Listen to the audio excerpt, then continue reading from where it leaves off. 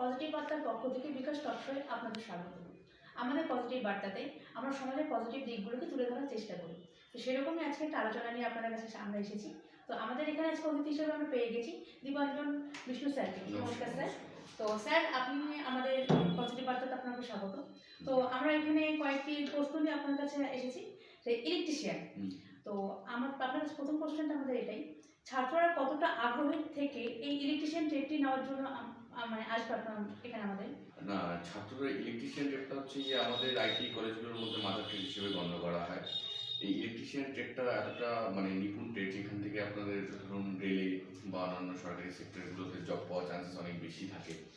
And electrician trade complete করার পরে যে কেউ যদি হায়ার স্টাডিজ করতে চায়, সে পলিটেকনিক বিটেক করে ইঞ্জিনিয়ারিং লেভেলে বেরোতে পারে, আর অথবা সে ইলেকট্রিশিয়ানের থেকে বিভিন্ন ধরনের জব পেয়ে যেতে পারে বা নিজের ছোটোখাটো ব্যবসাও করতে পারে। তো সেই দিক থেকে দেখতে গেলে এখানে কাজের কোনো অভাব নেই, তারা অনেক কিছু শিখতে পারবে, এক্সপ্লোর করতে পারবে। আর বিশেষত গভর্নমেন্টে যেখানে সিট সংখ্যা বেশি থাকে সেখানেই ছাত্ররা বেশি আগ্রহী হয়।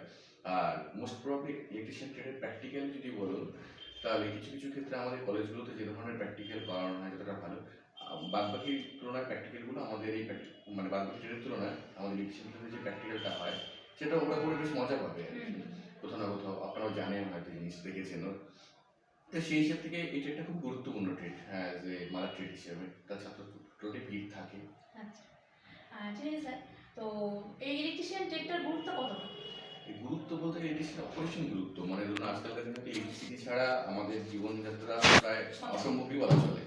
তো সেই দিক থেকে দেখতে গেলে বলা যেতে পারে যে ইলেকট্রিশিয়ান ট্রেডে যদি সাপোজ মানে ইলেকট্রিশিয়ান ট্রেড থেকে যদি ইলেকট্রিশিয়ান না তৈরি হয়, তাহলে এই দিন দিন ডে বাই ডে আমাদের যে ইউজেস যন্ত্রপাতি বা যন্ত্রাংশ, ইলেকট্রিক ইকুইপমেন্ট বা মেডিকেল সেক্টর, যে কোনো সেক্টর ধরুন, তো সেগুলো কোথাও না কোথাও অচল অবস্থা তৈরি হবে।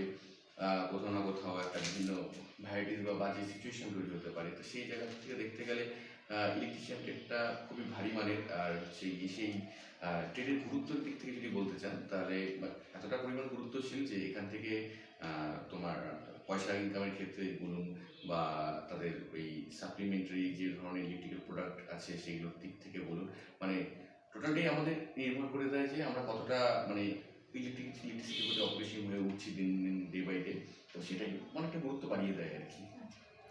তো এই এই ট্রেডটা করার পরে, এই কোর্সটা করার পরে জব পাওয়ার চান্স কতটা থাকে? জব পাওয়ার চান্স প্রায় 99%ই থাকে। এবার ছাত্রের কোয়ালিটির উপর সেটা ডিপেন্ড করছে। এবার কোনো ছাত্র যদি মনে করে যে আমি গভর্নমেন্ট জবে যাওয়ার জন্য বসে থাকবো বা চেষ্টা করে যাবো, সেটাও সে করতে পারে। অথবা সে first of all electrician trade থেকে বেরিয়ে সে অ্যাপ্রেন্টিসশিপ ট্রেনিংটা করতে পারে। অ্যাপ্রেন্টিসের পর আদারওয়াইজ তিনি যেমন ধরুন IOCL, BPCL এগুলো ক্ষেত্রে বিভিন্ন ধরনের আমাদের কী বলে হচ্ছে গিয়ে অ্যাপ্রেন্টিসশিপ প্রোগ্রামে নেওয়া হয়, ছাত্র অ্যাপ্রেন্টিসশিপ করতে পারে। সেখানে তারা পেইড স্যালারি বা পেইড ট্রেনিং হিসেবে কাজ করবে। আপনাদের অ্যাপ্রেন্টিসশিপ করার পর কিন্তু 2 বছর একটা এক্সপিরিয়েন্স হয়ে যায়। তারপরে সে যে কোনো কোম্পানিতে ইজিলি এক্সপিরিয়েন্স সহকারে প্রেশার ট্যাগলাইন কাটিয়ে ভালো লেভেলের জবে থাকতে পারবে। তাছাড়া সরকারি জবের চান্স খুব বেশি। আপনি দেখছেন রেলে কী বলে হচ্ছে লোকো পাইলটের ক্ষেত্রে থেকে শুরু করে টেকনিশিয়ান থেকে শুরু করে গ্রুপ ডিতে বা ম্যান্ডেটরি হয়ে যাচ্ছে। আর আদারওয়াইজ যেমন বিভিন্ন সরকারি চাকরিগুলো যেমন আছে যেগুলো টেকনিক্যাল রিলেটেড, ম্যাক্সিমাম কিন্তু আইটিই বেশি প্রেফার করা হয় বিটেক বা ডিপ্লোমার তুলনায়। তো সেদিক থেকে বলতে গেলে এটা অনেকটা অপরিসীম, আর মানে অনেকটাই অপরিসীম ট্রেড একটা। তো সেই জন্য চান্সটা জব পাওয়ার চান্সটা অনেকটা বেশি থাকে আর কি, যেগুলো ছাত্ররা বেশি করতেও চায়। ঠিক আছে, ধন্যবাদ স্যার। সমস্যা তুমি ব্যবসা